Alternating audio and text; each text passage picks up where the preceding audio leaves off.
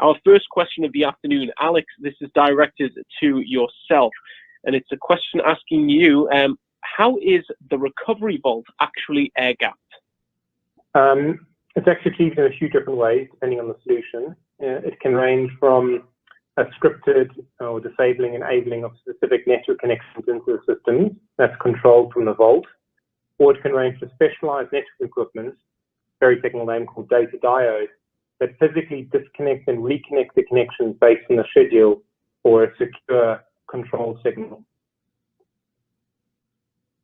Thank you so much for that, Alex. And Melissa, this question dropped in for yourself, and it's just asking, what are some of the considerations for companies as to whether or not to pay the ransom during a ransomware attack? It's really case by case. So I cited the hospital and patient data example as an extreme example. I think there are more considerations in general against paying it, but it's sort of the extent, I think, to which a company has prepared. If it's unprepared, I think there's more at stake. If they're prepared, they may have offline encrypted backups that they could utilize. The sensitivity and value of the data, which would depend, again, a patient's life versus, not that it's unimportant, financial data. Not that that's unimportant, but if someone's life is at stake, or people's names, email addresses, and postal addresses, to give them maybe a more extreme example, you know, what would happen if that were posted? I guess it would depend on the context. And then also the potential, I think now in light of the OFAC and the FinCEN guidance, you know, is it going to be as easy to pay the ransom? In other words, is a financial intermediary going to be as willing to do this if they have to file a report with the US government if they're following this guidance? You know, do you want to risk violating sanctions and have civil penalties levied against you? Another thing is, this happened earlier this year in a huge ransomware attack that was publicized. One company it was engaging in communications with the ransomware attacker. Logs of that chat were publicly posted.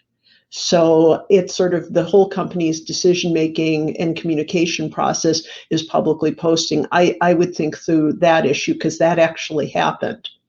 But this is also a good reason why in advance, if you do a simulated ransomware hypothetical, which I am working with clients on now and also recommending, you get to go through these decisions, but it's not in a real life scenario, but you get some practice and begin to think through and you know what considerations you take into account.